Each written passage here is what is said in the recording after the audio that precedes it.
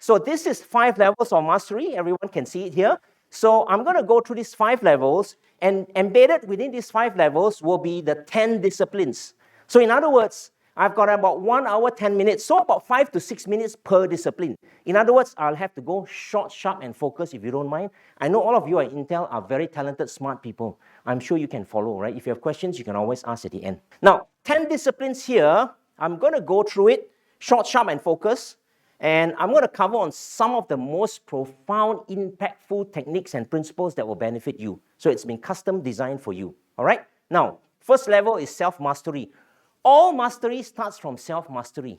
In fact, Lao Tzu has an amazing quote. He said, "He who controls others may be powerful, but he who masters himself is mightier still."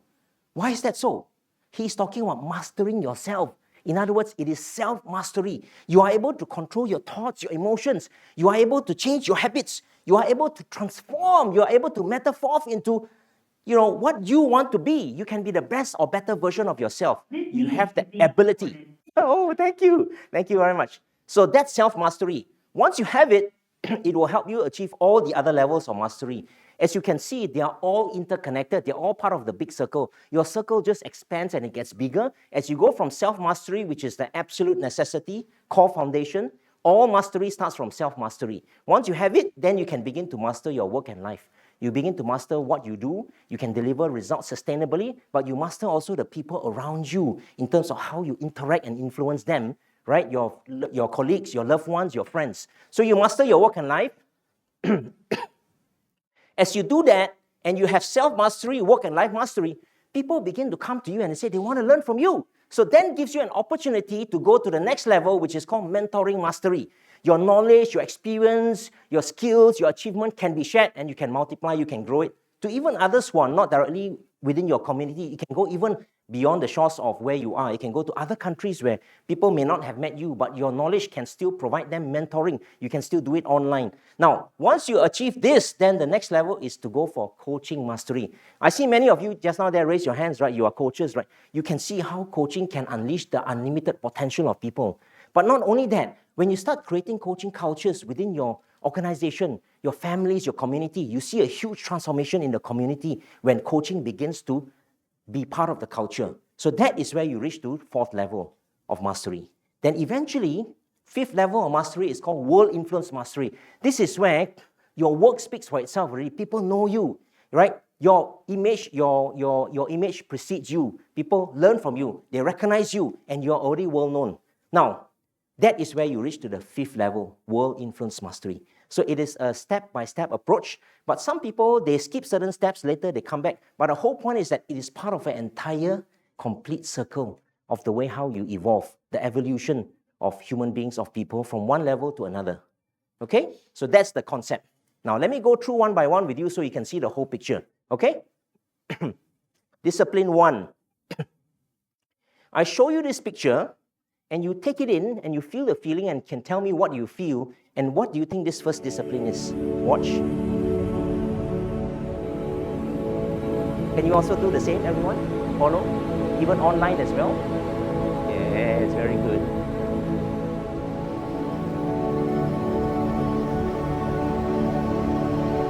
Take a deep breath, smile, stretch. See if you can stretch higher, further to the sky. Bring your hands down.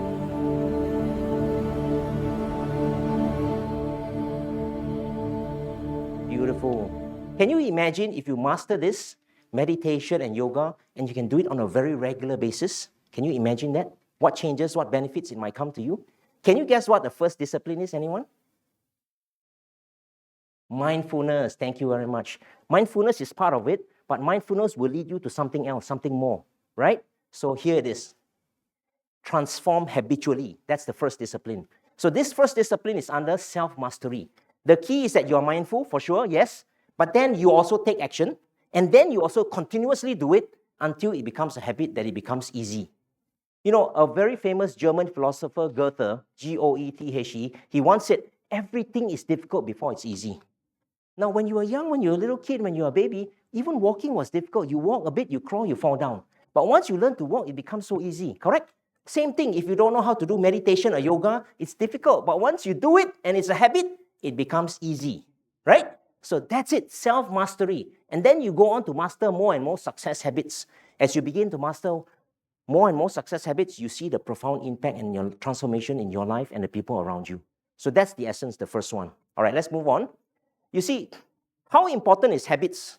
And how important it is for us to have the right habits and remove the wrong habits. How important is that? Now, I tried to research and try to observe and look at the results and outcomes that people produce. And the most compelling one that I found comes from a good friend and partner of mine that we wrote a book together called 12 Disciplines of Leadership Excellence. And his name is Brian Tracy. Very, very well-known business leadership success guru. Look at what he said. Success is that fully 95% of everything you think, feel, do, and achieve is as a result of habit. So in other words, 95%. Is that significant enough? Well, the other 5% may be something else which we don't know what it is. Maybe we can't explain. But if you observe people's success, people's feeling, what they do, what they achieve, how they think, it is all based on habit. Even the way you think is based on your habit too. It's your mindset. Mindset is a way of thinking, and that way of thinking can be changed if you change your habit. Can you see that? Amazing, right? So if you master the change of habit, you transform habitually, your life will be way different, right? Way different. And if you can help people to do that, it's even more amazing. Okay. This is a risk model. So this model, I'll very quickly run through. It gives you an easy way to look at various options when you want to change your habit. And then it helps you to pick and decide what actually you want to do and which habit you want to change. Because there are 5 possibilities of change here, right? RISKS. Here, you can do to reduce it, or you can increase it, or you can start it, or you can keep doing it if it's good, just maintain it, or you can stop doing it. Now, this helps you to see a perspective that it doesn't mean that all habits you have to start something totally new. Sometimes you just have to stop doing something that is not good, that is blocking you, that is not productive. Or sometimes you can't entirely do something new, but you can increase on doing something that is getting you the outcome and results. You just have to step up and do it more. Or sometimes something is sometimes not getting you, the best use of your time, but you still enjoy doing it. You might want to reduce it. So all these are possibilities for you when you want to think of the habit you want to change. So the risk model just gives you a way to look at it holistically, to analyze, and then make a choice. Once you make a choice, a decision, then you go to the 7 P's of habit transformation. This is the absolute secret of transformation, because when you analyze a habit you want to change and you look at it from the lens of the 7 P's and you look at which P will help you succeed in a change, this is your driver and motivator for change. 7 P's. Let's go one by one. First one will be purpose. Remember Simon Sinek said start with why? What is your purpose? You want to change it? What is your purpose behind doing it? What is your purpose in your life anyway? How do you link this change to your purpose on a bigger picture in your life? That will make it much more meaningful if you want to make a change, rather than just change because someone asked you to change, right? It's a joke, right? Sometimes you just do that, right? And can you look at something that you are passionate, that drives you, helps you to succeed in that change? Can you look at what is the pleasure you derive out of it? The pleasure is more extrinsic. The passion is more intrinsic. It's more in your mind that you think, wow, I like it, I enjoy it, I feel great. The pleasure could be the reward, could be the monetary. Someone gives you a gift. That could be a pleasure. The pain. What if you don't do it? What if you continue doing the wrong habits? What could get worse? What could be a worst case scenario, right? Or are you already facing that pain? And if that pain is too much, most likely you are going to change, because if you sit the same way and if you're getting too much pain, what are you going to do? You're going to get up, right? So if the pain is enough, it will drive you to change, right? And then people. Sometimes we change for people we care about, people we love, the team that we want to inspire, we want to be a good role model. Sometimes people inspire us to change, to want to be like them. Sometimes people become our partner. Let's do it together. Let's go, let's walk, let's run, let's move, let's get 10,000 steps together. Let's keep each other accountable. So people will help each other. In fact, you know what? Jim Rohn said this amazing thing that I see it happening all the time, even till today I observe it. He said, you are the average of the 5 people you spend the most time with. If you spend time with people who love to go bodybuilding, fitness, sports, you spend more time with them, you become more like them. If you spend time with people who love to coach, add value to others, develop, learn, read books, like in a book club, you become more like them. So you are the average of the 5 people you spend the most time with. So if you know how to get the right people, you can actually help you to inculcate the right habits. That's it. That's people, right? And then process. For every change, there are steps, there are process. The easier, the faster you can get started, the more likely you are to actually make the change and continue doing it. If it's difficult to get started, if it's complicated, you have to go so far to get that thing, to be able to do that task, most likely you will procrastinate and eventually you won't do it. Finally, it's persistence. You got to keep doing it. And how long does it take before you can declare victory? A simple habit like drinking 2 liters of water a day to keep you healthy might take 3 weeks. If you drink every day, automatically you will reach out for the water and you will drink. Or not brushing your teeth versus flossing your teeth, for example. Those simple, straightforward habits can take like 3 weeks if you do it consecutively every week. But very difficult habits like, your face turning red, getting angry when someone doesn't agree with you, those kind of change, it might take 3 months, it might take 6 months. So the persistency is required. Eventually, whatever is difficult will become easy once it's a habit. Remember Goethe? Those of you online, what did Goethe say? Everything is difficult before it's easy. If you don't have a habit, it's difficult, right? Yes. So now with this, then comes a tool for you to apply. You can take it, you can apply. So this tool is applied with Benedict, and you can see Benedict looked at the risk model and he decided to start something. That means he didn't do it in the past, he starts doing it. And what does he decide to start after talking with his coach? And he said, I'm going to do a 30-minute coaching team members to build up talent and create high-performance team. That is the habit he wants to start because he has not been doing it, so he wants to start doing it. Now, how do we go through the 7 Ps to drive him to change, to make the habit? Look, we go through one by one. What is his passion? What is his pleasure? What will trigger his passion? What will trigger his pleasure? For example, pleasure is having meeting at a nice cafe during lunch or tea break. I've seen people doing that. I've seen people in Intel in the cafeteria, instead of just eating alone. You know what, my friend? There's a book by my friend called Keith Ferrazzi. Maybe you should take a look at that book. It's interesting. That book's title is Never Eat Alone. Why? Because when you eat with someone, there's always an opportunity to help or add value to each other. Can you see what I'm trying to say? So he decides to have cafe, lunchtime, and then have fresh smell of freshly brewed coffee. That triggers him to want to get into the coaching. You see what I'm trying to say? So he's using some form of pleasure. He's using his passion. And then he looks at pain, people, process, and persistence. All of the 7 Ps he analyzes with his coach to look at what is his strongest driver for change. Look at his pain. Can you see his pain? Missing promotion due to continuous resignation of talent due to lack of growth. Would you like that as a leader? How many of you are leaders here in this room? Would you like continuous resignation of your talent if you don't coach them? No. So he goes through that pain, and triggering of his pain is a memory of his lost promotion and the talents that he has lost who have gone to work with other leaders.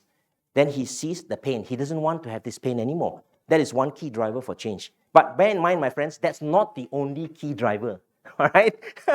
Right? There's people. His HR manager helps him to keep him accountable. And then there's a process. He sets his schedule. He sets his daily alarm. And he prepares himself 30 minutes before he starts the coaching session. And then he will celebrate the success. And he will organize a celebratory meal outing in the theme park. So that is his 7 Ps to drive him to change. So all of you, you can take this in the handouts. You can use this tool. You can do it for yourself, or you can coach others to help them master themselves to change their habits. But you have to go through the coaching process. They have to understand, what's the purpose? Why do I want to make this change, right? And what is this change I want to make? Is it something I need to reduce? I can't stop it, but I need to reduce it. Maybe I'm spending too much time, scrolling social media and internet. It's taking up too much time. It's not benefiting everyone. It's just a short-term, quick gratification, but it's not beneficial for my growth. So maybe you need to reduce it. Or maybe you need to increase something. Maybe you're doing some exercise, but it's not enough to help you to overcome your high cholesterol, but you need to step up to do it even more to help you to get into better health. So you need to increase it even more, right? See what I'm trying to say? Or something you need to stop if you suddenly realize that, gee, I didn't realize that this is my bad habit. When I ask questions, people start talking, I start jumping in and interrupting them. So at the end, they don't want to talk anymore because I'm a very poor, bad listener. So I should stop interrupting people when they're talking. I should hold back and say, hey, please continue. Right, to allow them to speak rather than keep cutting them off. That is something that you may want to stop if it's a bad habit. So you see what I'm trying to say? The risk model helps you to see it and then helps you to put in the 7 Ps. You don't have to use all 7 Ps. You can always pick the one that is most powerful driver and motivator for your change, and you are most likely to succeed. Now, let me tell you this, okay? I was coaching Dr. Agapon. He's the chief people officer of a large corporation, like about 100,000 employees. When I was talking to him, he even bought a watch. He said, I want to start a habit because I realized there's research. People who walk 10,000 steps a day live longer life and more healthy. I said, good. So he committed to do it. But after several coaching sessions, he came back and said he couldn't do it. Right? So how did I help him solve it? I asked him just a question. I said, hey, Dr. Aggie, it's a true story. It's in the book, the story. He allowed me to put in the story, so that's why I can share with you. He said, I asked him, what is your passion? What do you love doing? What do you enjoy? He says, I enjoy watching TED Talks. I said, why do you enjoy watching TED Talks? Because I love to learn, because TED Talks are short, 20 minutes, and they are experts. I said, very good then. You have a pleasure, and you want to change your habit. How can you use it together to help you transform? He is such a brilliant, smart chief of HR. He immediately got the answer already. You know what he told me? He said, I will do TED Walk. And he succeeded in 3 months. He changed his habit. He got more than 10,000 steps. How is that so? He watched TED Talk at a time when he walks. So he said, I can only watch TED Talk if I walk. So when he watched TED Talk 20 minutes, he watched 2 or 3 in a day, he already got more than 10,000 steps. Suddenly, the walking become pleasurable for him because he can walk and watch TED Talk. Can you see what I'm trying to say? So simple techniques like that, if you think about it, it can help you actually transform, right? Now, another person, Fred, from Sweden, he came to me and said, I need to lose 60 kg because, as I'm walking now up the stairs, I feel my heart is pounding. I feel I'm going to have a heart attack. I'm not feeling well. I do need to lose weight. Okay, good. How are you going to do it? Well, he came out with a plan, but he still come back every time and he's still not doing. Then I asked him, look, if you succeeded, what will be your self-initiated reward? And if you didn't do it, what will be your pain? He said, well, if I did it, I will bring my family for my dream holiday, right? And I'll come and I'll celebrate with you the success. If I did not do it, I will go in the Central Mall in Bangkok and I will clean out all the toilets, right? And you will be there to film and post it on Facebook that I failed to lose 60 kg. That was his pain. We call it SIC. What is SIC? Today you might learn this. It's called self-initiated consequence. In other words, you want to change something, you put a consequence on yourself or something that you really don't want to have or it's painful for you, and that will drive you to make the change because you actually want it and you want to make the change. So you create that for yourself to help you win in the change. The other one is called SIR, self-initiated reward. Self-initiated reward is that you don't have to wait for your boss to reward you or give you a promotion. You can plan your own rewards if you change this habit and you really want it, you look forward to it, you get your beautiful Rolex watch. Why not? So you can actually initiate to reward yourself. So that will be pain and pleasure and pain, right? Yes. Okay. Now, let me give you a process of change that's absolutely life-changing and game-changing. All those people who have used it, it's not easy to do, by the way. Those who have used it, they actually transform. It's a process of change. Now, would you like to learn a life-changing process of change? If you would like to, can you raise your hand and say, I? Very good. Thank you. How about those of you online? Did you raise your hand? Thank you. All right. This is the one. This process is the single most profound contribution from Marshall Goldsmith. Just now, Billy mentioned Marshall Goldsmith, right? He co-authored the book with me, right? 5 Levels of Mastery together with Aaron. So what happens is this single process is the most profound and powerful process for change. Basically, what you do is you ask yourself a question, did I do my best? For example, if you want to change your habit, say, did I do my best to listen and not interrupt people? For example, it's a question you ask. And every day you ask the same question, you have to give yourself a score 1 to 10. If you did very badly, you have to think again how you are going to do better tomorrow and you focus to improve, and then you ask yourself the same question again tomorrow. You keep asking and you keep giving a score every day. Something marvelous happens with the human mind. You know what happens? The human mind does not like a gap.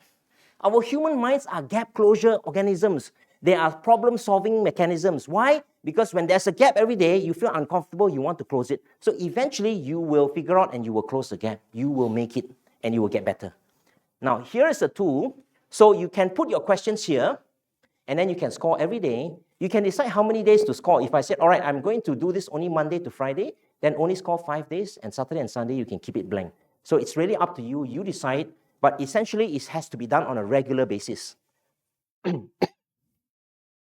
Would you like to see what happened to me? Would you like to see my case? In all total transparency and total disclosure, I show you my habits that I needed to change. Would you like to see it? Very good. Thank you. So here, I had 5 things I needed to change, and I used this scorecard, and I asked the questions every day. Did I do my best to exercise 30 minutes? Did I do my best to be joyful in every moment of the day? This was pretty difficult. You see, I was scoring 57, right? Every moment is very difficult because sometimes people just irritate you. You know what I'm saying? So even if they irritate you, can you actually laugh? Can you actually turn it into a joke? And can you actually not be irritated and still be joyful? It's tough, right? It's tough because I wanted to achieve that, right? And focus on A1 priority tasks. I had to change because I realized when I sat down with my coach, I was trying to do everything. I was trying to be everything to everyone. I was a very kind giver but not wise, burnout, doing all things. At the end, I failed to focus on the most important thing, keep on procrastinating. So I had to change, right? Inspire 5 people towards a vision and mission. We have big vision. I need to inspire people. And coaching and mentoring to add value to one person, right? I'm a coaching mentoring leader. I'm a person who is, positioned as an expert in coaching. So I need to do it constantly to make it a habit so that it keeps getting better. So now, you know what? I did not do very well when I started. Can you see here? Right? And after 3 months, 91%. Can you see the difference? It's not perfect, but it's transformative. Today, I don't need this anymore. Why? Because it's easy. It's already a habit. I don't have to score anymore. So now I can create a new one. You see what I'm trying to say? You don't keep the same DAQ forever. Once you have a habit, it's easy. You can always inculcate new success habits. So imagine if in a month, in 3 months, you keep on inculcating 3 to 5 new success habits. Within years, you will be one of the highest top performer or the best in the world or best in Asia or best in Intel. You will reach that stage if you did it, right, and you keep doing it and keep improving on it, you will reach that stage of really, really highest level of excellence. So that's it, right? This is the tool. This is the process that helps you transform, help people transform. Now, it's not easy to do. That is why we need a coach. The coach keep on following up. Why do you want to do this? Why is it important to you, right? What's blocking you? How do you make sure that you get it done? What's your key driving force behind wanting to change this? Once that's clear, the coach just keeps following up and you keep submitting your scorecard every week or every month. Marshall Goldsmith has someone call him every day. Can you imagine that? As a designated time, his partner calls him every day to remind him to score this every day. Can you imagine you have to face your partner calling you every day, your accountability partner? At some point, you'll be shameful, right? It's calling you again and you didn't improve. Can you see what I'm trying to say? So even just that pain will help you to make you want to change, right? You smile. Is that change compelling enough for you to want to make it? If it is, then you are more likely to do it with the support from people. So that, my friends, is the first P, okay? Now, these are the questions. You can pick any of these questions in a coaching, and you can ask them to help them discover their daily active question. Because how I discovered my question, it was from my coach asking me like, hey, how do you best motivate yourself? What do you do daily to achieve your top priority goal? This is a very nice one. You may ask this question to your coachee or your team member. Every day, what's your daily morning and evening success ritual? Later, I'll share with you some of those top performers in the world, what they do as daily rituals, right? This is amazing, right? What can you do to build great relationships? What can you do daily to be a happier person? How many of you here in this room want to be a happier person? Raise your hand. Happier. Thank you. So what can you do daily to be a happier person? When the answer comes, if it's important enough to you, put it in and score yourself. Today, how happy was I? 1 to 10, right? Very clear, actionable behavior. And if you did it, you can see whether the results is there. Are you feeling happier? If not, then you can change the behavior. Change it until you get a behavior that makes you feel a lot happier and uplifted. So that will make a difference, right? One of the CFOs that I coached, one evening we were having dinner, and she's a CFO of a large bank, and let's just call her Miss V. So when I was talking to her, she was full of complaints and, my boss not appreciating me. I worked so hard, I put in so much effort, other people being promoted, I'm not promoted. So she was there pretty much telling me all her pains, and at some point she couldn't take it any longer. As I listened to her and had empathy, she began to cry, the tears began to flow. CFO of a global bank. Then after a while, I said, look, you know what? You are a high performer. You're so talented. You're always striving for achievement and perfection. What is it that you realize that is causing you all this pain and harm? She suddenly stood back and suddenly realized as the tears were flowing, she said, you know what? I'm so focused on achieving results and success, I just forgot to be happy. Can you imagine that? There are so many people in this world that I coach who are top achievers who forgot to be happy. Now, happiness is something that is a choice. If you choose to be happy now, you don't have to put conditions on yourself. That is a great Western disease. Sorry for saying this, right? Because there is this notion of a great Western disease. What is that? The great Western disease is that I will be happy if. I'll be happy if I got that condo or that dream home. I'll be happy if I have this club membership, I have this dream car. I'll be happy if I get this promotion. The sad case is that you will always have this thing and you'll never be happy. Because why? Happiness is actually now is a decision you make. So if you realize this through your coaching, then you can decide, oh, I want to change my habit. I want to have happy habits. And then I'll be happier each day. You can actually turn it around. You can transform. So my friends, that in essence is transform habitually is discipline 1. Now, are you ready for discipline 2? If you are ready, say yes. Very good. Discipline 2. Watch this one. Tell me what is this? Focus. Thank you very much. Good one. Now, here it is. Focus purposefully. In other words, know what is your purpose.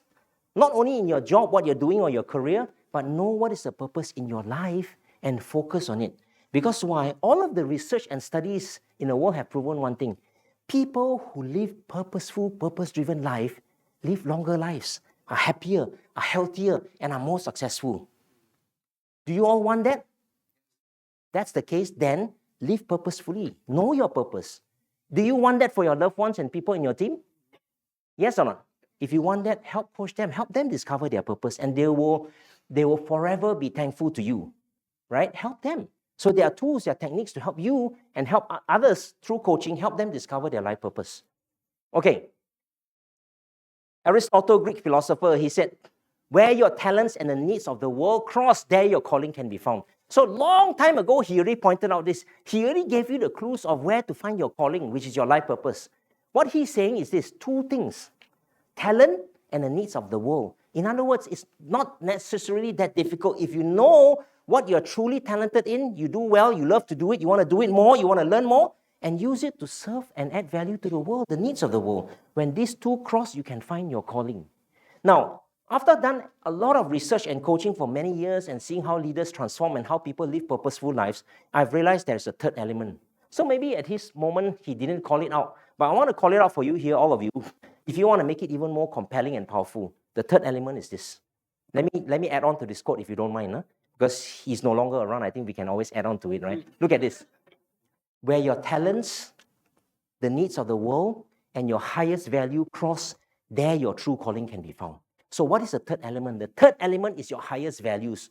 Why I call out your highest values? Your highest values for any organization is what drives your behavior and decision, right? Your choices, what you will do, what you won't do. So if you value health, you will take more actions on taking care of health. If you value family, you will never compromise, your family and let your work take over, and compromise your family. If you value innovation, you always look for innovative projects, chance to volunteer in things that are innovative. So you tend to go where your highest values point you, your direction, your priorities are based on your values. So if you take these 3, you can actually have a very powerful, compelling life purpose.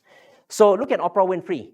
To be a teacher and to be known for inspiring my students to be more than they thought they could be. Can you see? Can you see her passion, her talent? Can you see what value she's adding to people? Can you see what's important to her? Right? What's her value?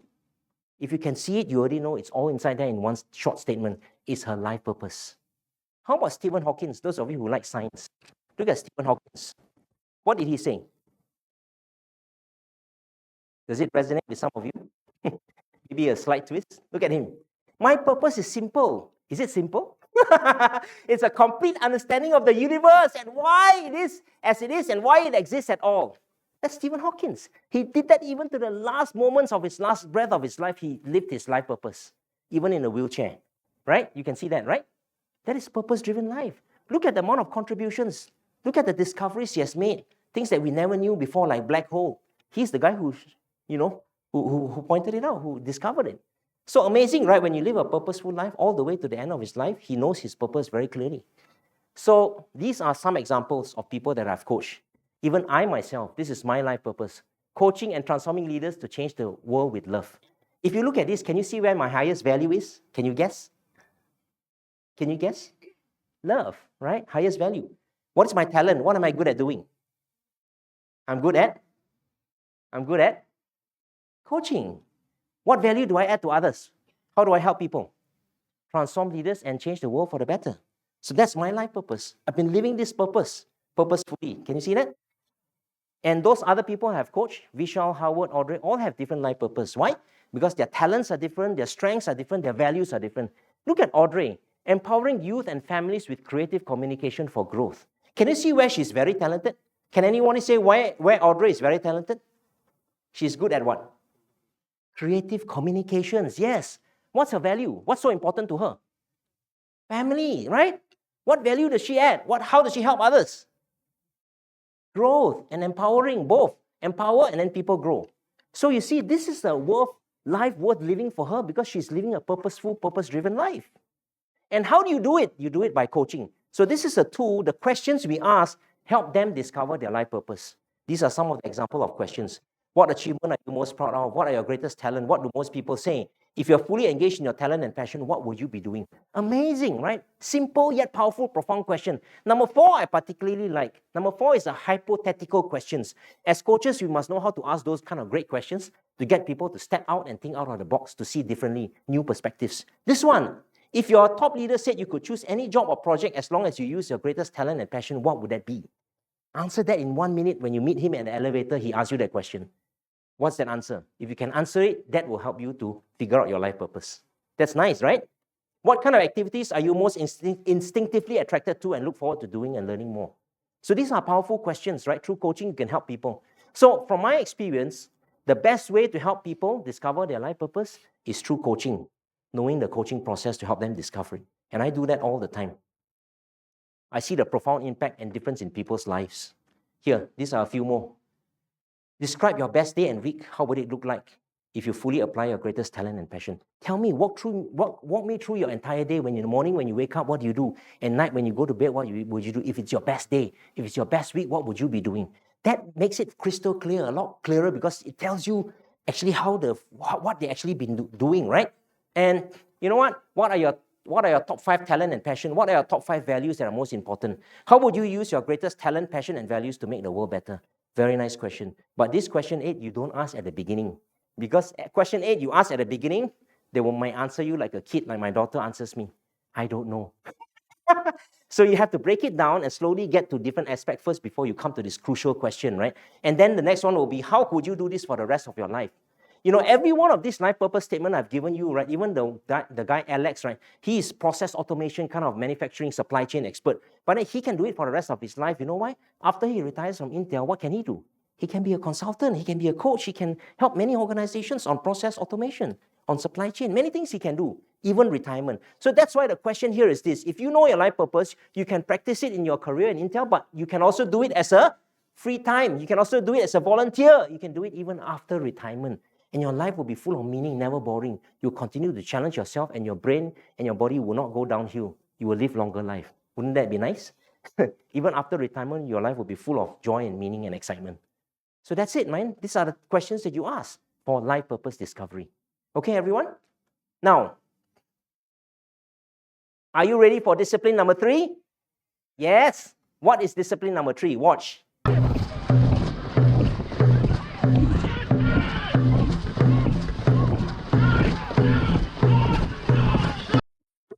So what is that? Synchronize, is it? Yeah. Okay. Close. It's align wisely. So you align, you synchronize your efforts moving in the right direction, in the same direction, right?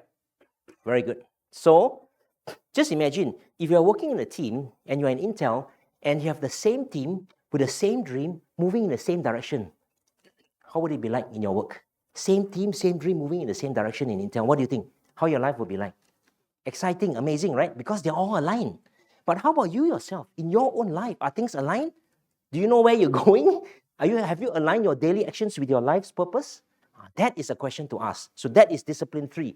Because the tools, the techniques, the process help you to align. When you can align, it's amazing. Because you keep progressing and you keep focusing on the right thing. When you're not aligned, what happens? When the train and the track is not aligned, what happens?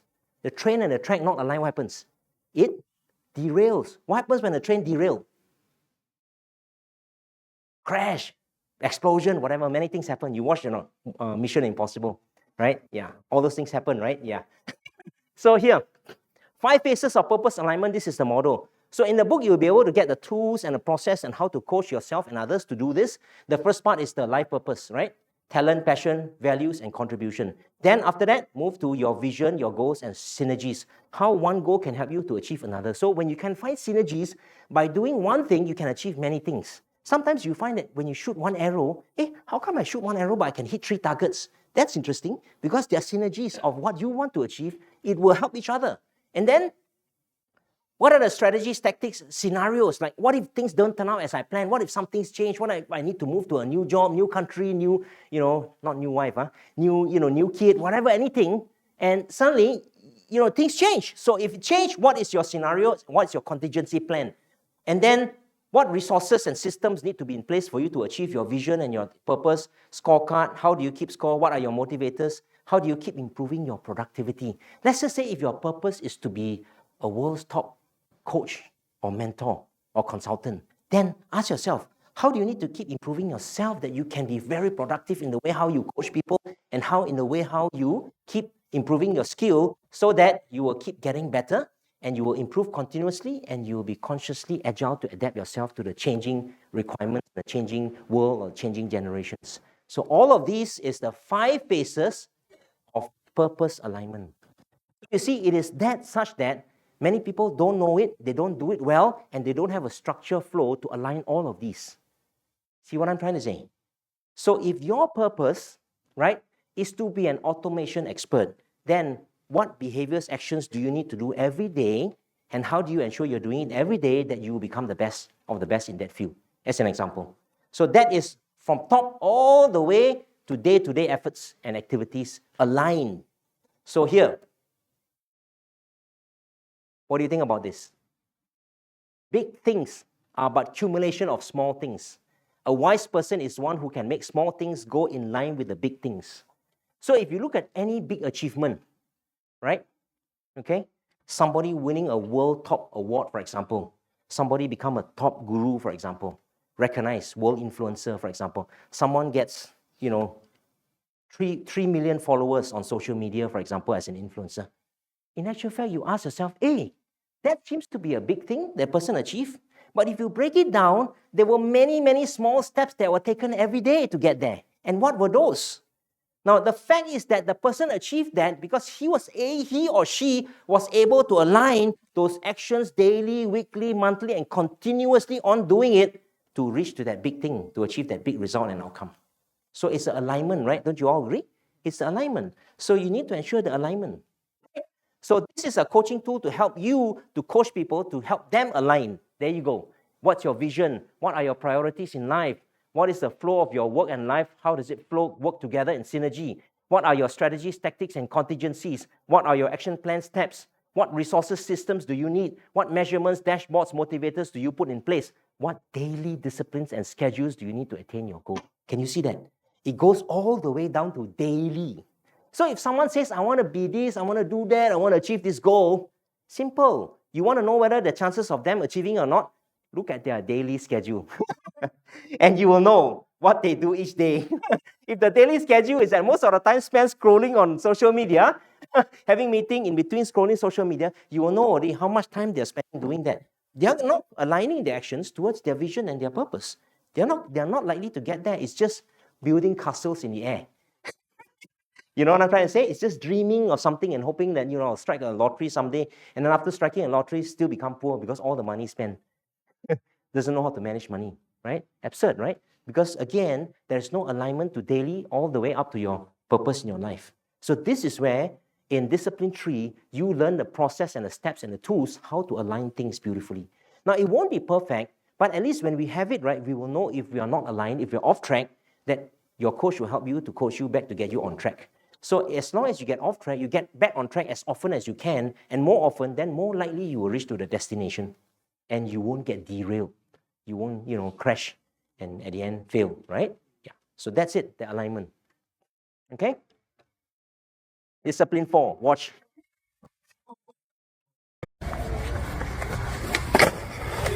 Ooh, ho, ho, ho. Let's go, bud. You got this. So what's that? Persistence, right? Very Let's good. go. Improve continuously. That's discipline, number 4. All right? Now, there are some tools here. Let me walk you through very quickly. These 8 elements of life synergy is an amazing model because this one is holistic.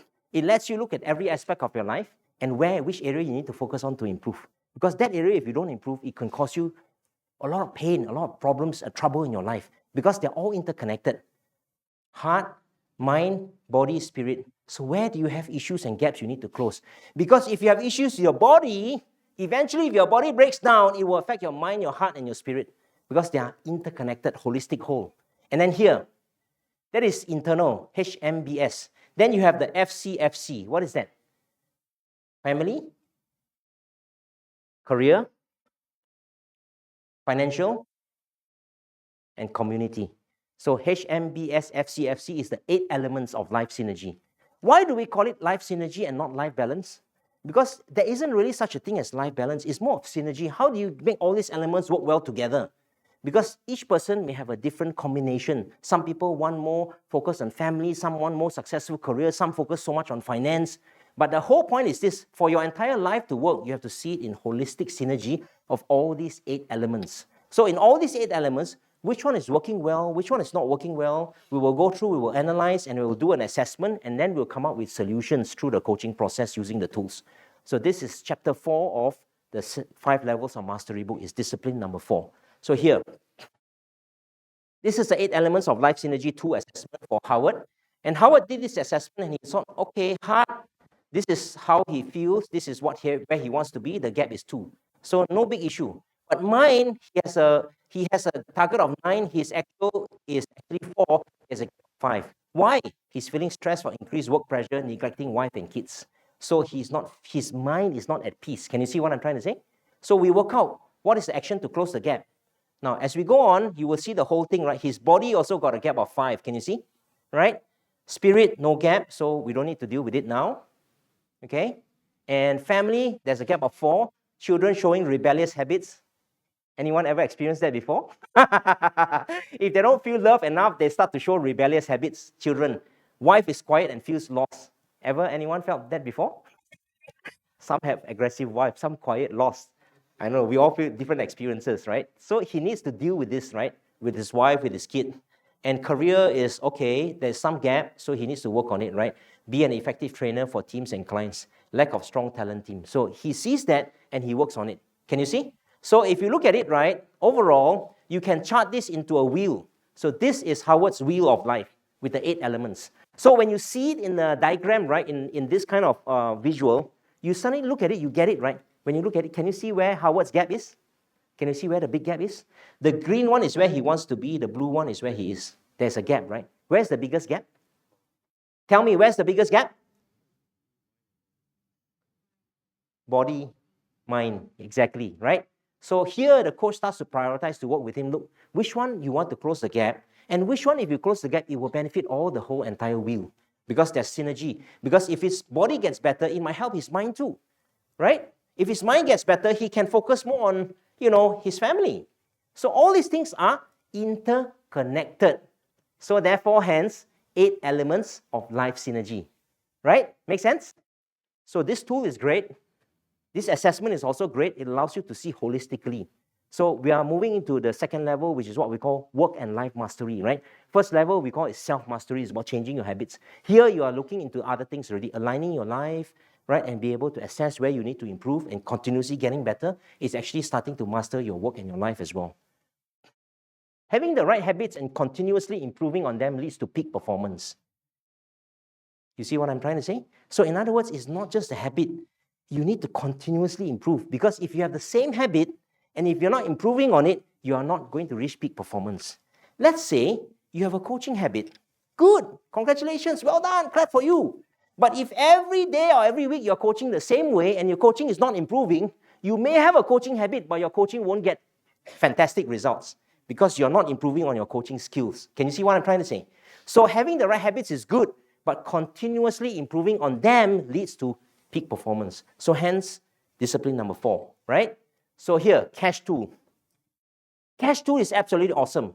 Let me get a show of hands here. All of you here, including those online, raise your hand, okay? How many of you want to have 10 or 100 times more cash in your bank account? Raise your hand. Oh, very much. Thank you. then use this tool. This is called cash tool. Now, this cash tool was used with Harvard. He looked at his life purpose. He looked at what he needs to do as an IT automation trainer. This is one of the tasks he needs to improve. And then he talks about why is it important. Well, why is this being an IT trainer important to his life purpose? Being an effective IT automation trainer enables me to inspire more leaders and make a bigger impact globally, because this is his life purpose. Developing people enable process automation for sustainable growth. So what is he doing?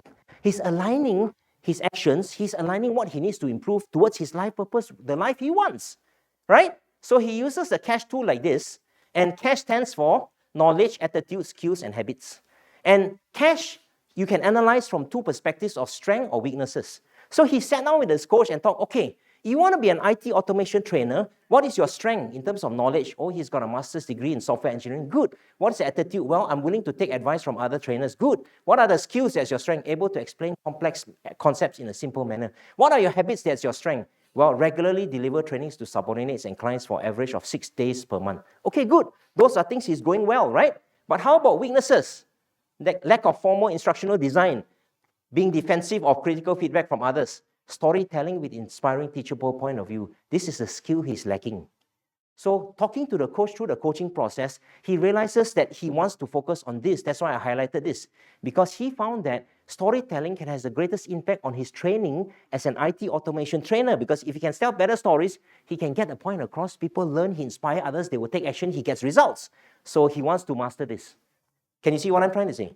So the cash helps you to analyze, to look at where you need to focus. Is it you need to focus on a strength, or you need to focus on an area you need to improve? And is it you need to focus on knowledge, attitude, skills, or habits? Because if you already have a habit, then do you actually need to just go on and do it more? Or is something else, right? So again, it will tie back to the end result that you want to achieve. Now, after using cash, okay, Howard has decided, look, I want to improve on storytelling.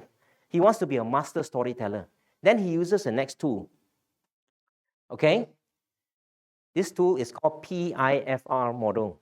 This PIFR model is so simple and yet so powerful and profound. It's just very simple. He needs to do this every time he goes into storytelling and training. He needs to prepare well. He needs to do it, keep doing it, get the feedback, reflect, and improve. So PIFR, prepare, implement, feedback, reflect. Can you see? Simple as that. Now, the thing here is this. When he actually implements it with his coach using the tool in 5LM, 5 level of mastery, by the way, is actually this tool tells him, look, what is my life purpose? What is a challenging task I need to improve? What is a specific knowledge I need to improve on or skills? Well, storytelling. Why is it important? All this comes out, right? Okay, he knows already very clearly why he needs to improve on this. So once that's clear, he works on it using this PIFR. So when he prepares, oh, good, I need to practice telling stories to 3 or more people before I actually do it in the training. So you need to prepare, right? Okay, good. What's the key learning? After he prepares, he puts down key learning. And then when he implements, he needs to ask trainees to share their key learning from the story. Because after he tells the story, if he wants them to think and reflect, he will ask them, I just shared with you a story. What's your key learning? So then he needs to implement this. And then what did he learn? The trainees' sharing of key learnings engage them further. The learning sticks with them. What else? He looks at feedback from the past, reviews the feedback from the last 5 trainings. What did he learn? Stories need to be more relevant to the job of the challenges, and not only tell, but show and tell. So sometimes he tells story, he only talk. But now he started to say, more effective is I tell and I show. I tell the story, how this automation got the result. I show example how it worked. I show a diagram, I show picture, I show video. So now he uses a more powerful way of storytelling by showing and telling, more effective. So he goes through all of this process, and he keeps improving and getting better, and he became a master storyteller after 1 year. So not only did he have a habit of telling stories, he became a master storyteller. Can you see what I'm trying to say? And what is the benefit for him when he became a master storyteller? He realized suddenly it was not only in the trainings. When he was meeting in friends in restaurants, his stories were livening up people. People were laughing and clapping in his stories, even in a restaurant. When he's meeting with his friends and his kids, he could tell even more inspiring stories to his kids to inspire them.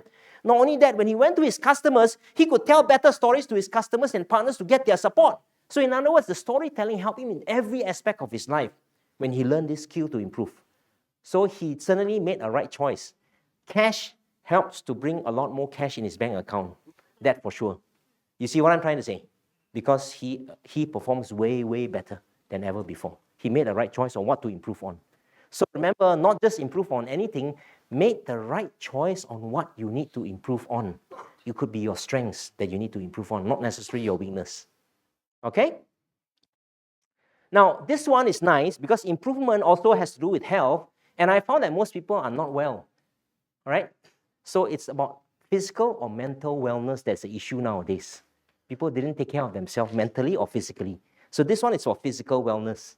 So I created a coaching tool and give a formula called BEDSMS. So if you want to have good health, you need to make sure you breathe well and correctly. Some people breathe wrongly, and I'll show you the wrong way in a while, okay? Exercise, they are lacking. Diet and drink is important. Sleep is very important. Medicinal herbs. This helped me a lot, you know. I used to have fatty liver and high cholesterol. When I took the right medicinal herbs, plus all the other things I did, it just went off and solved. And then, finally, spiritual fulfillment. Doing something good that is uplifting to others actually brings you good health and helps you improve your own vitality. So with this formula, there's a coaching tool. And this coaching tool can be applied, okay, to ask the right questions to help them come up with an action plan to improve on all these 6 areas. Now, one day, I had a meeting with Dr. T, and Dr. T told me when he saw this formula, he said he was always sick, going to hospitalize. He claimed his medical insurance until cannot claim. You know what I mean? And then he still got sick and he felt very down, low energy. Have you seen people like that? And when he looked at the formula, you know what he told me? Gee, I realized I did it all wrong. I need to change my habits. So he changed. I helped him and he transformed. He was getting sick all the time. You know what he did wrong? Would you like to know what he did wrong? Maybe some of you do it too, but don't have to say it out loud, okay? Those of you online, please. He breathed shallow and fast. He eat junk food. He drink alcohol a lot. He smoked too much. He took medicinal drugs ingested. You know, the blue color one, he took too much. I won't say what it is. And sleeping with the wrong partners. So you see what happened then, right? What happens when you sleep with the wrong partner? A lot of things can go wrong, right? Including, right, diseases and many other things. So he got hit because all these things he did wrong. Can you see what I'm trying to say? So these are habits he needs to change. He needs to stop doing this and he needs to start doing the right things, right? Instead of drinking alcohol, he needs to drink 2 liters of water to stay healthy. Can you imagine that? Yeah. So these kind of things help people to improve their life. So if you want to have work and life mastery, you need to keep improving your life, right? Correct? Including your health. Then when people look at you and say, wow, you look so good, yeah? Healthy and, you know, high energy and positive and you're beaming with positivity.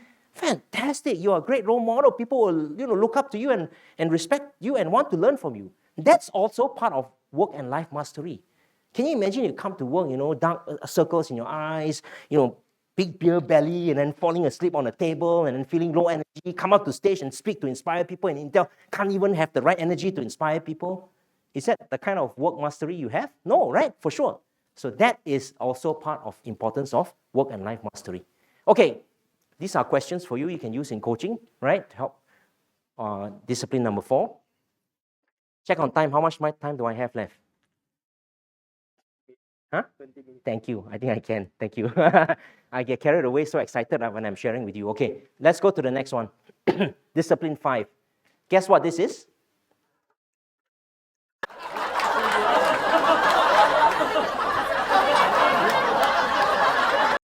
Present joyfully. They are there in the moment. They are joyful. They are present. They are celebrating. They are happy together. They are there in that moment. There's nothing else in their mind except being there. So that is, in essence, present joyfully. Okay, there are 7 patterns here. Those people who are really happy and joyful all the time, they practice these 7 patterns. So you think and see, as I explained to you, which of these patterns you need to work on to improve. Or you can always think about your wife or your kid or your husband or your team member who is not constantly happy or joyful. Is there something that there's a gap there they can improve? First one, awareness. That's how we talk about it, right? Mindfulness. Are you aware that you are here and what's going on here, right? Are you aware and mindful of how you're feeling, right? That being present in the moment is awareness. Responsibility. Are you taking responsibility for your actions and your thoughts, or you're just blaming, complaining, justifying, and pointing at everyone else except yourself?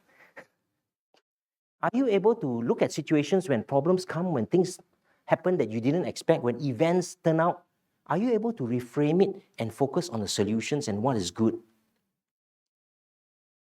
Are you able to laugh at things even when you make mistakes? Are you able to laugh even when you fall in a pond of water, for example? Are you able to laugh at yourself? Are you able to help bring laughter to people around you to have more joy? Are you able to find tasks that you do that you feel joyful, that you enjoy doing, that when you do, you feel alive? You feel that you are in the motion, right? You're in the goal when you're doing that task. Are you able to use all your senses? Are you fully utilizing your senses? Human beings tap less than 10% of their potential. Human beings see, smell, taste, touch less than 10% of what they're capable of doing. Most people don't use the senses enough to be able to be joyful and happy. How many senses do you have? 5. Some have 6. They know how to even assess their intuitive sense to be more joyful. That will be the 6th sense, right? My 6th sense tells me I should do this, it will bring more joy. Then they do it using their 6th sense.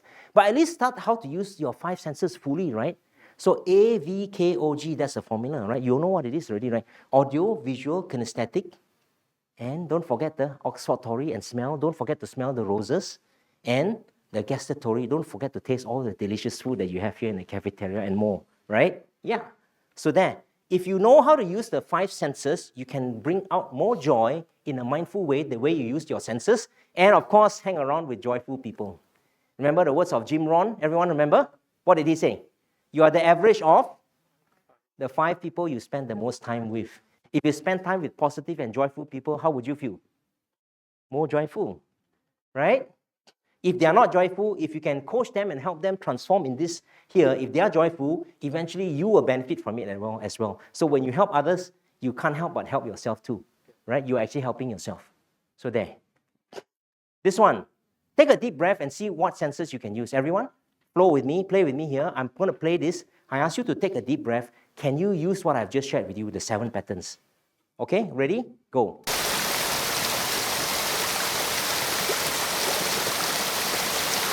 Can you put on a smile? Can you take a deep breath? What do you hear? Can you smell something? Yeah, so it's a question here now, just in a split few seconds, can you actually use all of your senses? Can you or not? Can you or can you not? Or someone just sitting here at a waterfall and totally lost. The mind is somewhere else thinking about a problem. Can't even enjoy that present moment. That is what a lot of people, the joy is robbed out of their life because they are so focused on the target they want to achieve, they forgot to be joyful in the present moment. Because the joy can only come to you from this present moment where you are. So that 7 patterns, including that mindfulness, can bring forth the joy if you know how to use those 7 patterns in the right way. And if you know how to help people in your life that matter to you most to be more joyful, and they being more joyful, the joy will come back to you. So help those people around you apply these 7 patterns to be more joyful, right? This one you must watch. How many of you kids can still remember the pandemic? Or you've forgotten about it already? You see, during the pandemic, right, a lot of people were feeling down, depressed, got trapped in the home, and MCO couldn't go out. I went out for a walk, the police catch me and say, what are you doing? So after that, I couldn't go out anymore. I have to stay inside. I said, what? My freedom now is curtailed. I can't even go outside and have a walk? Goodness. Now, this happened to the family in Scotland, and the kids wanted to go out to have a fine dining dinner. They used to go out with the parents. They couldn't. So they are entrapped. What should they do? They apply the patterns of joy. You watch and you tell me which pattern they apply, right? Watch carefully. And if you have seen this, see it again. I've seen it so many times. It's still so amazing. They just changed the thing and flipped it around, could not go to a fine dining restaurant, but they can create their own experience in their own home. Watch, huh?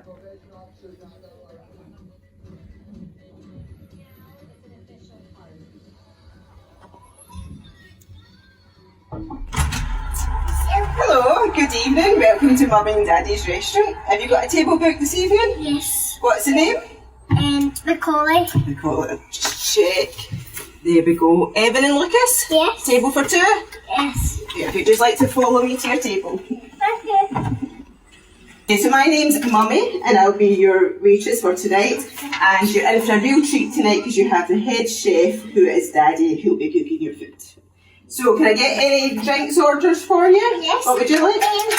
Can I have a Diet Coke, please? A Diet Coke, no problem. And what would you like to drink? Drink black. A black one? Yes, no problem at all. I have another one. Hi, good evening, gentlemen. I'm your head chef. I'm Daddy. I believe you ordered the Diet Coke Yes. and the milk for you, sir. And we have some special wine tonight. This is from the Robinson's Reserve. I'll put my hat down because this is a special wine. This is Robinson's Reserve. It's a 2020. It's from our apple and blackcurrant reserve. If I'd just like to pour a little glass for you, sir. How are you tonight, okay? Here we go, here's your naturals for you, sir. There you go. Just watch it a wee bit hot. And here you go. That's for you. Thank you. Anything else you need? Are you okay? I'll keep it there. Yeah, you get your quesadilla after you've had your naturals. Good evening, gentlemen. I've got your main course here. Thank you. It's the quesadilla de pollo con queso, which means in Spanish chicken and cheese, and our special Heinz salsa there, also known as ketchup. And for you, sir, please enjoy. Have a good night. Thank you.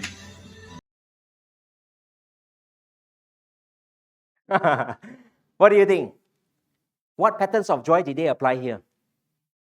Could they be feeling down, depressed? I cannot go to fine dining restaurant. I can't eat my favorite food. Cannot go out. I'm being encaged. I'm being trapped in the house. MCO, cannot go out. What patterns of joy did they apply? What I just shared with you just now. What was that? Reframe, exactly. What else? Were they around joyful people? They were role-playing. They were having fun. Were they using their senses? Right? They were applying the patterns of joy. They took back their joy. They decided to take back their joy because it is what they are able to control instead of blaming, complaining, and not taking responsibility. To raise your hand. Thank you. What happened? Is it because there's no power or what on my laptop? Sorry.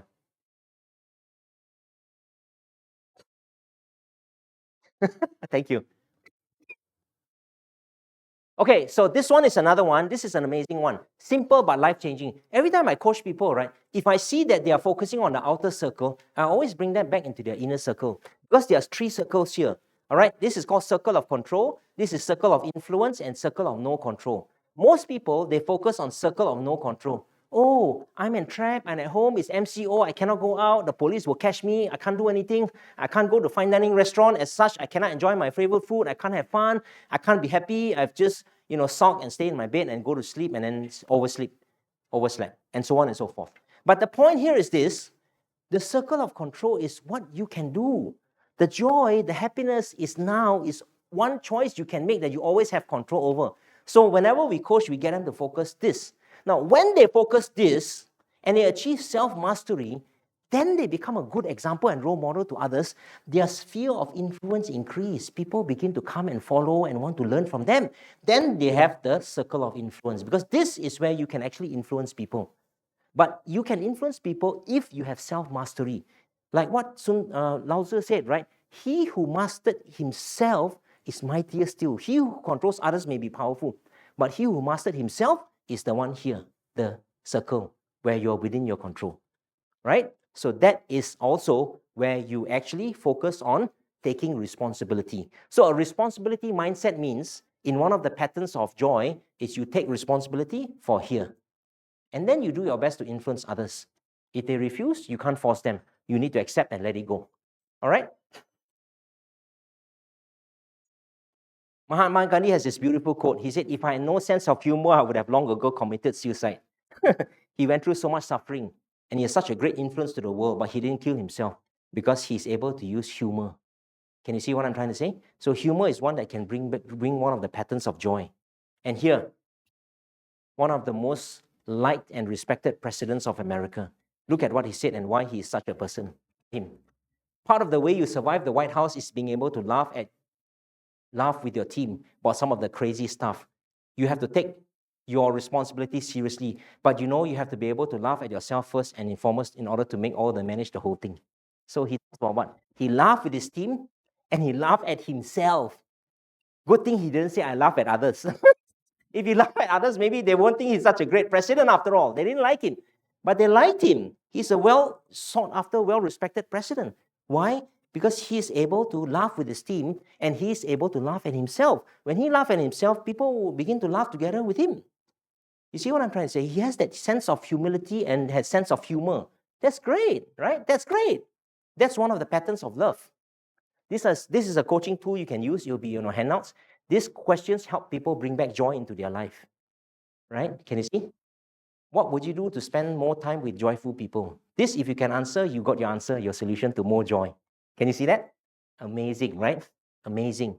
Just take away any 1 or 3 profound insights from today, and it can be a game-changing, life-changing situation for you, okay? This one, number 6.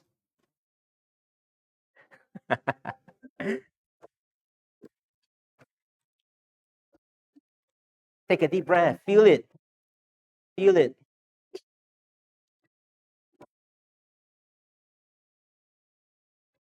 What is it? If discipline 5 is already joy, what is number 6? Something else. What is that something else? Yeah, something like that, right? There. Receive gratefully. It's about gratitude. So once you have joy, you have opening the door for more gratitude. And once you open the door for gratitude, you move yourself to the highest level of positive emotional spiral, which will be the discipline 7 we come through next, and then I will conclude, okay? Now, this one is how you turn thanklessness. Thanklessness means being ungrateful, right? Ungrateful. A lot of people have that. So, learn how to rejoice in the joy of others. When you see other people being joyful and successful, instead of feeling, they have it, I don't have it, congratulate them, celebrate with them, rejoice in their success, and count your blessings, not taking life for granted. How will my life be if I lost you fill in the blank. How will my life be if I lost my kid, right? Don't take your kid for granted. You know what I'm trying to say? So let go of unmet expectations. Set realistic expectations, right? And release things that you cannot control. Some things you cannot control, but you want to have it, you're not having it, and then you feel, wow, I'm not happy, I'm not grateful. And make gratitude a daily ritual. Wake up every day with gratitude. Count your blessings and go to bed every day with gratitude. Your life will change. This is the discipline number 6. You can use a gratitude victory log. This has helped a lot of people that I've coached transform their life. So instead of being ungrateful, instead of being not joyful, they jot down every day at the end of the day what I'm grateful for. And when they wake up, they jot down what I'm grateful for and what did I achieve, what are my victories. Even small or big victories can be recorded every day. So this journal victory log is amazing, right? These are the coaching questions that you can use to help bring in the gratitude. And this is one of my favorite quotes, not because of who wrote it, but take a look at it. It's amazing. It's such a revelation. Be grateful for the little things every day. And notice how your life changes as you marvel at the bigger things that come your way. So if you can be grateful for little things, when bigger or better things come, your gratitude will be even far more because you already have an attitude of gratitude. You already have a habit of gratitude. Once you have that, then it'll be so easy to be grateful for bigger things. But if you're only waiting to be grateful for the big things like, a big, huge bonus, a big, huge, stock ownership and the price goes 5 times up in the stock market, if you're just waiting for that to be grateful, then you're going to wait a long time because you don't have that attitude of gratitude every day. But if you have it, you can actually bring it in because it is within your control. You can choose to have it. Let's go to the last one for today, all right? There are 10 disciplines, but today the time is only to cover 7, okay? The rest of it will be in your handouts, all right? Now, this one. Take a deep breath and feel it. See if you can feel the feeling.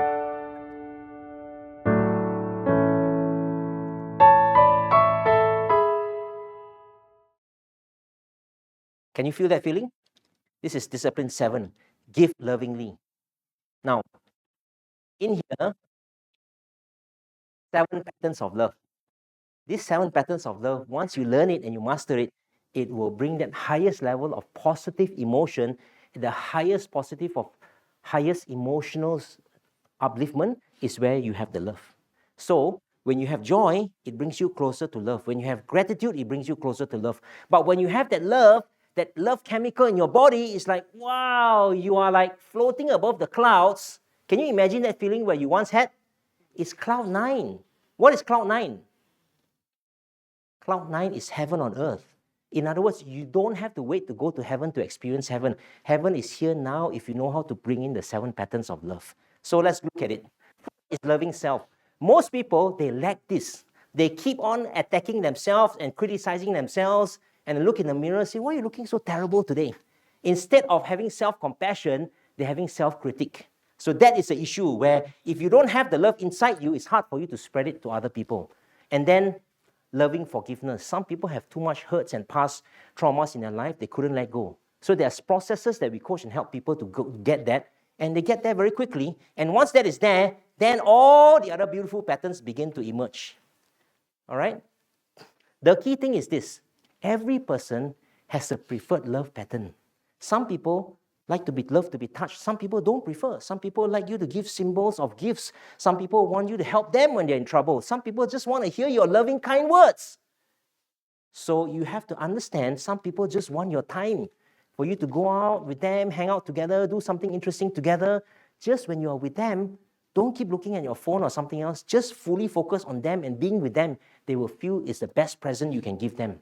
So different people have different preferences on the love pattern, right? But the tool that will block it is this one, self and forgiveness. If there's unforgiveness, if there's a lack of loving self or self-compassion, it will begin to block all the other patterns.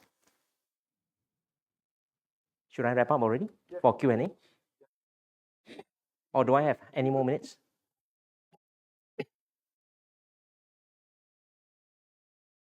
Yep. How much time do we have left before we wrap up? 2 minutes. Okay, thank you.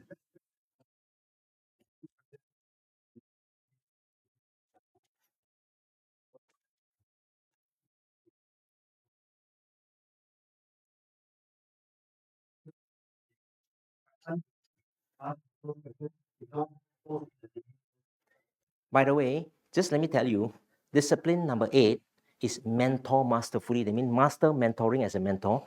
Discipline 9 is coach abundantly. Coach your friends, coach your team, coach your family, create a coaching culture.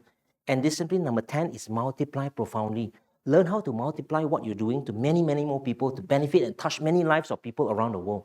That is when you reach to level 5, world influence mastery. And that's discipline 10. It's all there in the book. You can read it. If you want to know more, you can always ask me. You have that LinkedIn post, you can go there. Okay, questions? Please, anyone? Yep. Yes.